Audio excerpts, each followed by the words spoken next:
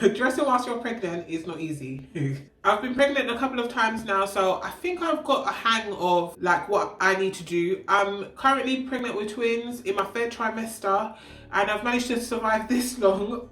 Naturally, I haven't been out of the house as much as I was with my singleton pregnancy, but I actually haven't bought that many more maternity clothes than what I had already, and I've managed to adapt my wardrobe to kind of fit with my twin baby bump. So if I can do it for a twin baby bump, for the majority of you guys who are pregnant with singletons, I'm sure some of these tips will help you out. So I have a few pregnancy hacks that can help you save some money and also pick up some items that can take you into postpartum, because shopping maternity can be really expensive. So the first hack that I have is bodycon dresses. Now I know that bodycon dresses, even when we're not pregnant, for some of us can be a bit uncomfortable. Everybody doesn't always like showing everything, but bodycon dresses I've found are really versatile. You don't have to wear the bodycon dress without anything over it, so I think they're very handy, especially if you're looking for something that's going to carry you through the entirety of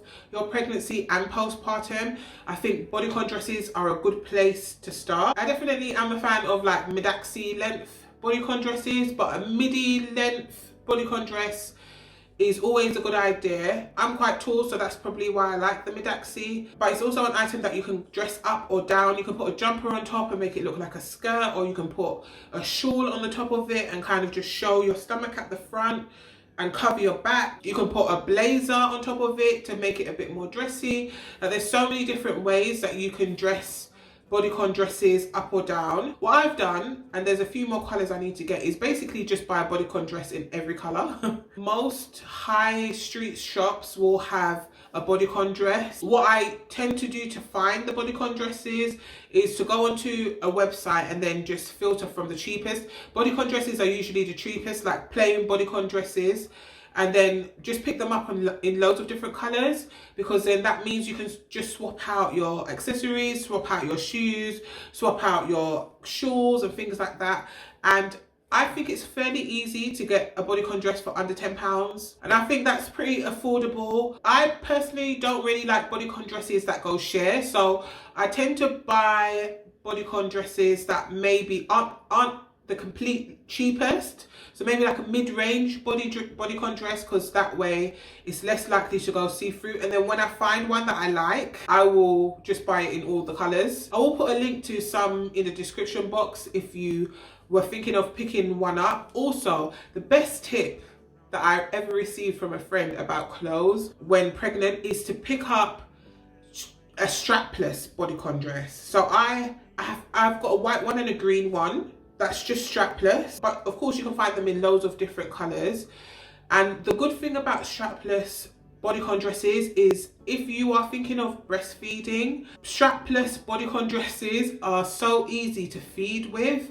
You kind of just pull it down and then you can let a boob out and baby can have all the milk it needs, and then you can put your boob back. The only thing with strapless bodycon dresses is that you of course will see straps. If it's not the summer and you're not thinking of wearing it by itself, you can always put like a breastfeeding bra on, then put a jumper on top of it, or put a breastfeeding bra on and a cardigan or something on the top of it, so you don't see the straps but you still have that boob access, because you can still put it down, unclip your breastfeeding bra and breastfeed.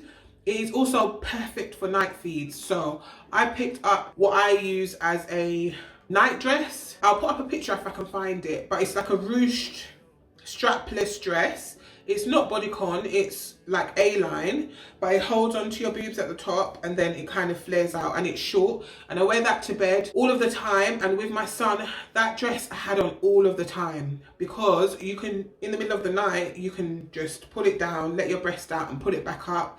It's also something that you can wear around the house if you've got guests or anything like that. It's not too revealing, it's not too clingy or anything like that. So bodycon dresses and strapless dresses are definitely two types of dresses that I think are worth investing in. They're both things you can wear postpartum. I usually wouldn't pick up maternity bodycon dresses just because sometimes the ruching that they have at the side, when you're postpartum, you don't really need it. So I usually just go upper-size in bodycon dresses, and then the flowy strapless dress, I went upper-size because of my growing boobs, but also because it has ruching at the front, it kind of just adjusts to your breast size. So it is something that I wore during my last pregnancy, postpartum, during this pregnancy, and I'm sure I'll be using it to breastfeed once my twins come. So that kind of leads on to my second point, which is about going upper size. I didn't do it as much in my single twin pregnancy as I've done now, but I have really found that going upper size in anything that has some kind of stretch has really worked for me. And I was actually quite surprised, because I would imagine that my bump would be harder to dress than a singleton bump, but I've actually found that it works really well for me. If you guys check out my summer dress haul, you'll see most of the dresses in that haul, I just went upper size and I was perfectly fine in it. And at that stage, I think I was about 7 months pregnant with twins, and they fit fine. I definitely think if you are looking for more affordable options, things that you can wear after you've given birth, then going upper size in things, I think is definitely worth doing. Of course, there are some materials that just won't really work with going upper size. So if you're thinking of like buying silk items or items that don't really have much stretch, then getting it over your new boobs and your new belly might be harder with just going upper size. But I definitely think it's something that's worth checking out, especially with items that have stretch in them, because actually I do have like half a suitcase full of maternity clothes that I picked up when I was pregnant the last time round, and I haven't even needed them really. I've thought about them more now that I'm getting towards the end, but up until now there haven't been items that I've needed. My next point is to try and pick up some good quality leggings. Now this has been difficult for me because I'm quite tall. Getting a full length legging that doesn't go sheer has been quite difficult for me. I did pick up a couple of pairs from H&M and they went see-through, which I don't like.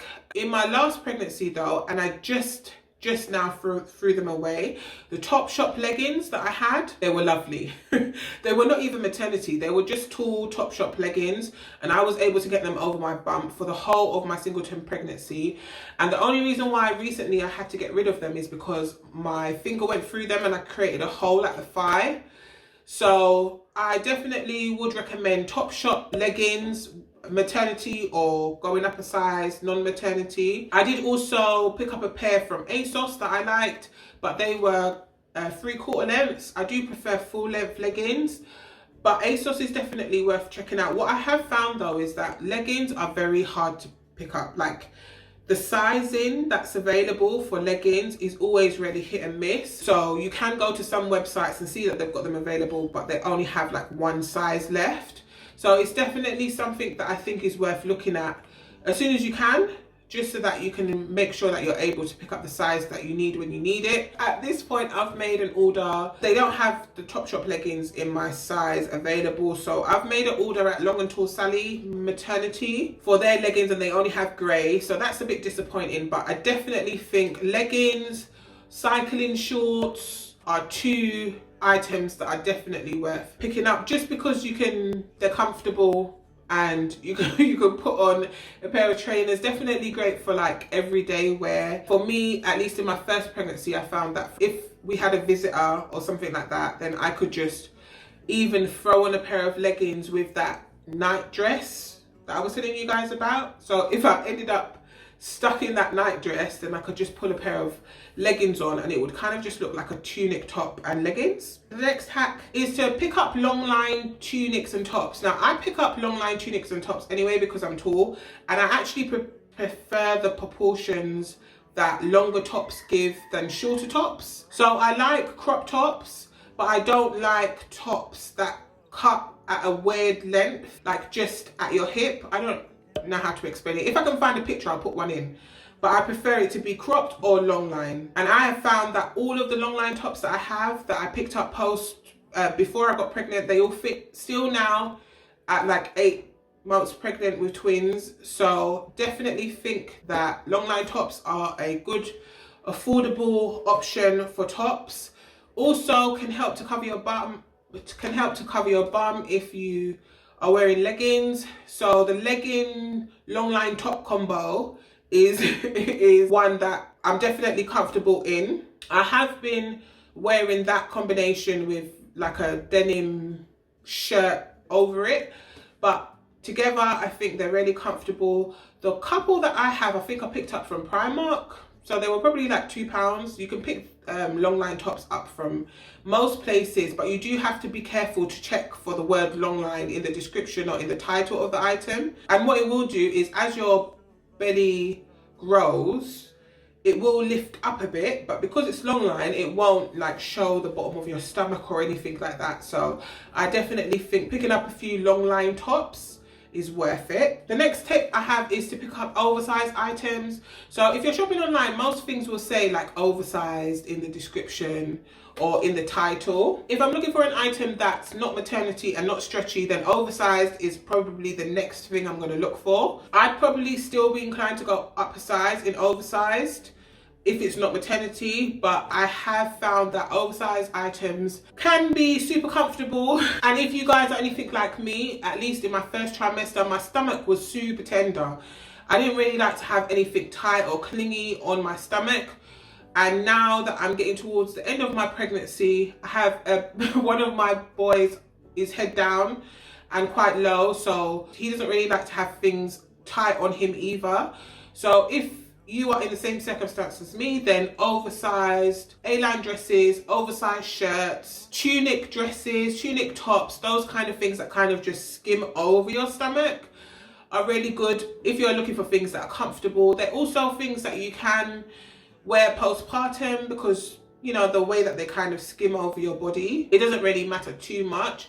If you focus on things that are kind of cut at the bias or cut under the breast as well. So if it's fitted up here, but then not so much after the breast, that's also a good style to pick up because it allows for your belly to grow and it's also not so clingy on your stomach. The effectiveness of buying oversized, I think, also does depend on your height and your build. So if you're quite petite, then buying oversized, I'm sure, is something that would be a bit more easier than somebody like me who's a bit taller. So I still do go up a size with oversized just because I'm tall. Unless, of course, I'm getting it from the tall section, then I'll stick with my size. So my next hack is around bralettes. So if you already have bralettes, I already have quite a few, or had quite a few. I've got this one, this Moschino H&M one here.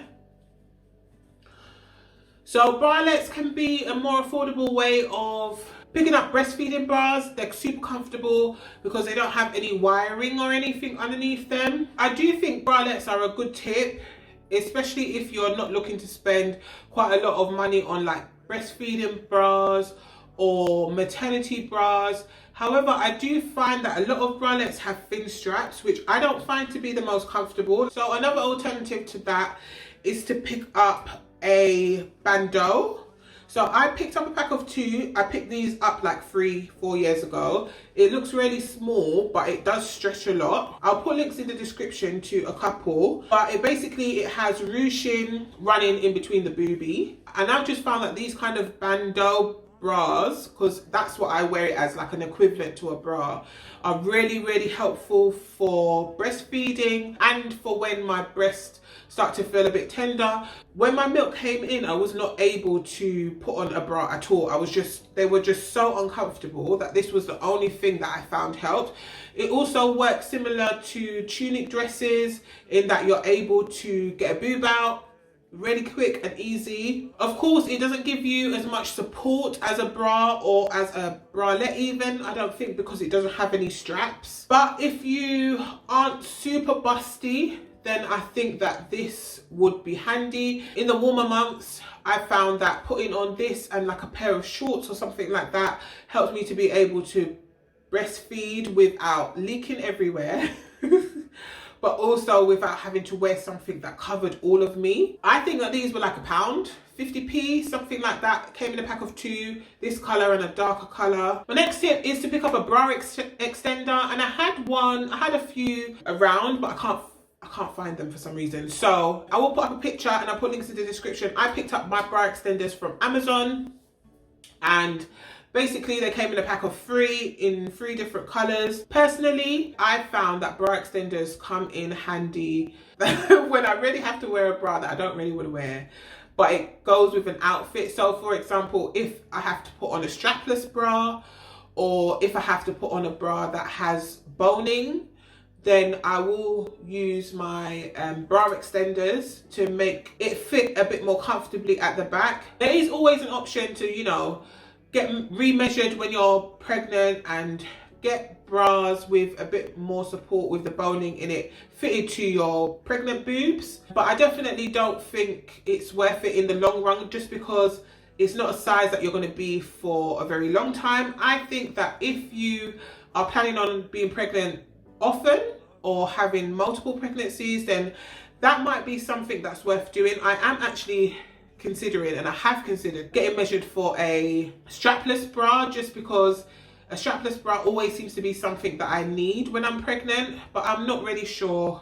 I'm not really sure if I'm going to be pregnant again, so it might be something that I wait for. But definitely in your first and second trimester, I think that just using the bra extenders to kind of adapt your bras that you normally wear can be really cost effective.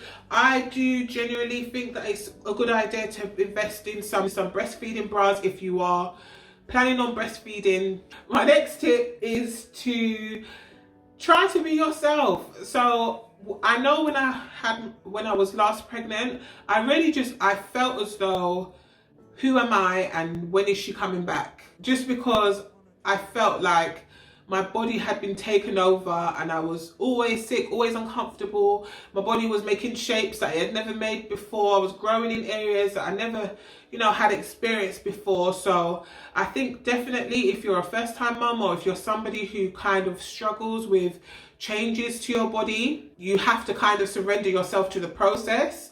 And you might not like all of the parts of the process, but there's not really much that you can do about it. But I have found, especially this time around with twins, that being myself and trying to focus on, you know, holding on to, even if it's the smallest part of myself and my sense of style, has really helped. I think Rihanna has definitely shown that more recently. She's still dressing like Rihanna, even though she's pregnant. And I know that, of course, that's not everybody's style and not everybody wants to dress like that, and that's fine. But I just think that what she's demonstrating well is that it's important to kind of hold on to some of yourself, because you will go back, even though it doesn't feel like it, you will go back, and holding on to parts of yourself or being yourself will really help you to have a better pregnancy and be a bit happier, and embracing some of the change, even if you can't embrace all of it, embracing some of the change can really help with your mental health. And although, at least for me on the inside, it has felt like I'm not really me, on the outside, everybody else can still see me. Maybe a bit rounder me, but it's still me. Dressing up, if that's something that you like to do, you know, being cute still has the same effect on me as it did when I wasn't pregnant. You can dress your bump however you want to dress your bump. So I hope you guys have found these hacks helpful. If you are considering picking up that dress that you're not sure is going to look good on you, pick it up and put it on and at least give it a try. Let me know what you think of this video down in the comments. Don't forget to like and subscribe, and I will see you in my next one. Bye.